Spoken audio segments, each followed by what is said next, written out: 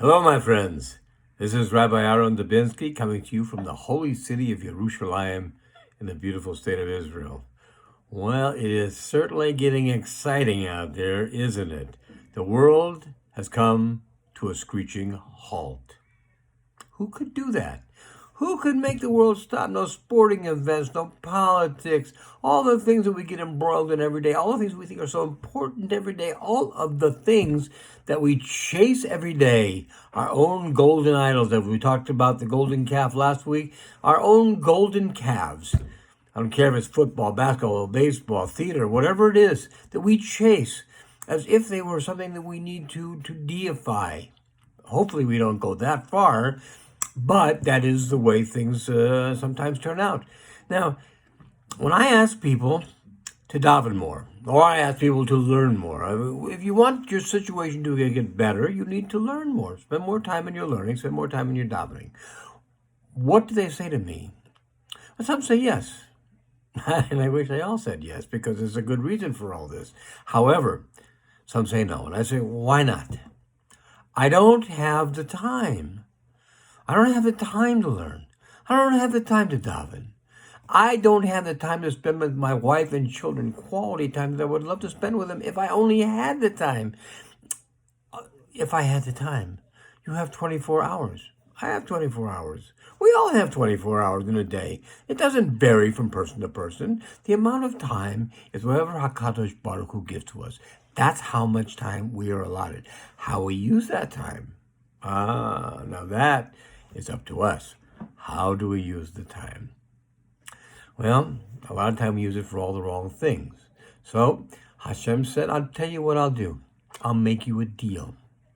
I'm going to give you all the time you want in a day. You're going to have the whole day. Why? Because you can't go to work anymore.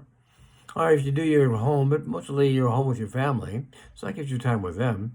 And you can take the time and you can do whatever you want to. You don't have to be someplace at 8 till 4. You can do whatever you need to do in whatever time you have available to you. You can learn more. You can daven more. You can spend more time with those precious people that you call your family that you up till now said you don't have the time to do. Is money tight? Yeah, money's tight. But there are things coming around to help take care of that. Will it totally alleviate the pain? No. There is no growth without pain. There has got to be something. Something has to happen to you. If you were in athletics, if you were someone who was running hurdles, there is pain involved in it, and the fact that you have to stretch your muscles sometimes beyond where they would normally stretch if you want to stand a chance of actually getting over the hurdles and making a good time. There's always pain involved. You wanted to go bodybuilding, you would have to have some pain. You'd be starting with smaller weights and bigger weights and bigger weights. At some point during this, you're going to find that there's pain involved in it, but you're growing and you're getting what you want. And Hashem wants us to have what we want. Why would he do something like this? Bring this horrible pandemic on the world? Well, sometimes we have to pay a price for what we've done in the past and what we're going to be able to do in the future. But the good thing about it is, we talked about this, that Hashem is a father. He's a parent like you and I are parents. And he has children, 7.5 billion of them. And they've been on a tear lately. They've been into all of what they're doing, making money, doing the things that they think are important to the exclusion of what he thinks is important. And that doesn't work for him. So he can do what only he can do. He can shut down the world for a while. Give you time to think. Give you time to be. Give you time to learn. Give you time to daven. Give you time to spend with your family. Because he's going to forgive us in the end. You know he does. Remember, we talked about this before, that the world of Torah is full of templates. It gives us how it's going to be then, and how it's going to be now, and how it's going to be in the future.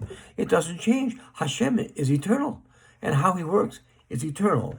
Now, last week, if you recall, with the golden calf, we had last week with the golden calf, we had a week where, excuse me, while I'm looking for something that I wrote down here. We had an example of Hashem's forgiveness. He has Moshe Rabbeinu after the breaking of the Luchos, after the breaking of the Ten Commandments, and he had to get up there for another set of Ten Commandments. And it says here, in Kisise, Hashem passed before him, Moses, and proclaimed, Hashem, Hashem, Kel Rahum V'Chanun, Erech Apayim Rav Chesed V'Emet, Noter Chesed L'Alafim, Nose Avon V'Feshe V'Chata V'Nakeh. Says Hashem, Hashem, God, merciful, gracious, slow to anger, abundant in kindness and truth, preserver of kindness for 2,000, forgiver of iniquity and willful sin and error, and who absolves. We never go to the next line, but I'm going to give it to you today. But does not absolve completely. He remembers the iniquity. He remembers the iniquity of the fathers upon the children, and upon the grandchildren, and upon the third, and upon the fourth generations. He remembers. Why?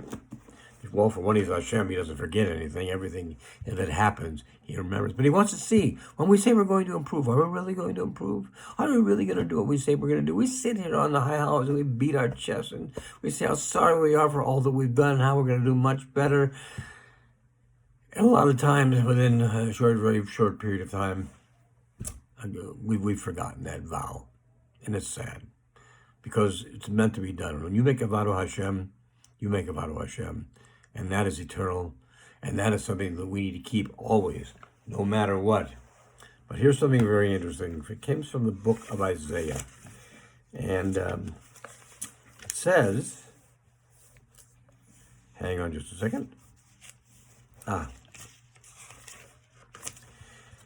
It says in Isaiah chapter 25, look it up if you want in your Tanakh, it says, on this mountain, he, that's Hashem, will eliminate the faces wearing veils that are veiled of all nations and all the masks that mask all the nations.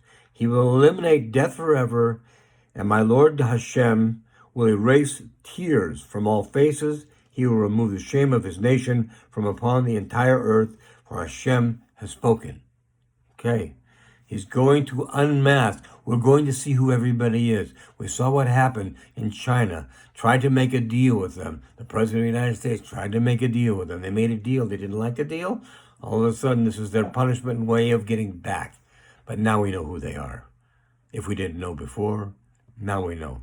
They are not our friends. They are people that we have to watch.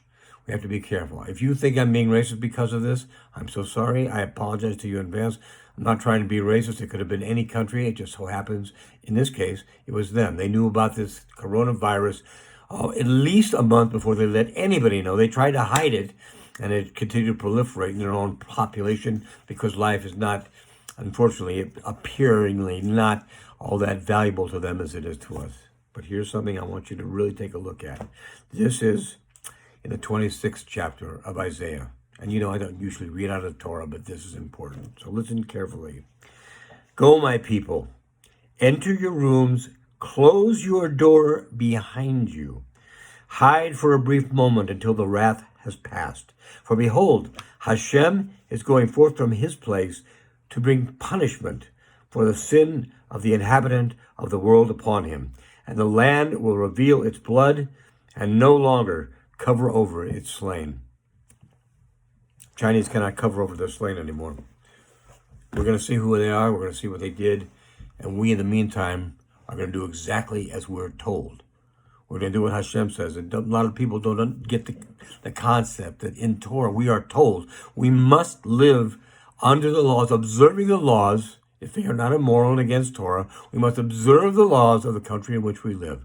If you've been told to stay home, stay home. If you've been told to go to your room, go to your room.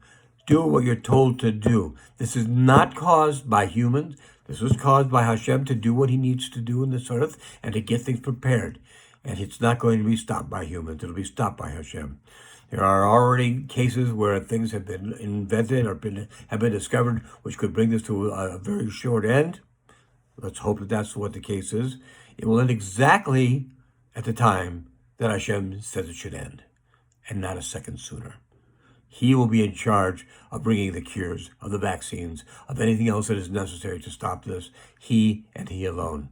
So, my friends, remember, this is put here so that we can cleanse ourselves of the things we've done wrong in the past, and we can move forward. Now's the time for prayer. Now's the time for learning. Now's the time to appreciate all Hashem has given you in the way of your spouse, your children, your dear friends. This is the time, and He's given you a gift. Don't look at it as a punishment. Yes, it'll be tougher financially. Yes, there will be challenges, but we've overcome them before. We stick together, we help each other. And this is something we'll do again, now and in the future. So, my friends, for right now, be well, stay well, do what you're told to do. Let's bring this thing to a quick end, and let's move forward so we can do what we're put here to do to bring about the coming of Mashiach Tzidkenu and the building of the third Beit HaMikdash. Be well, my friends. Stay well. Have a great Shabbos, even if it's just a few of you. Still, the Shabbos is from Hashem. Enjoy it. It's a gift, and you need to be able to appreciate that gift. Be well. God bless.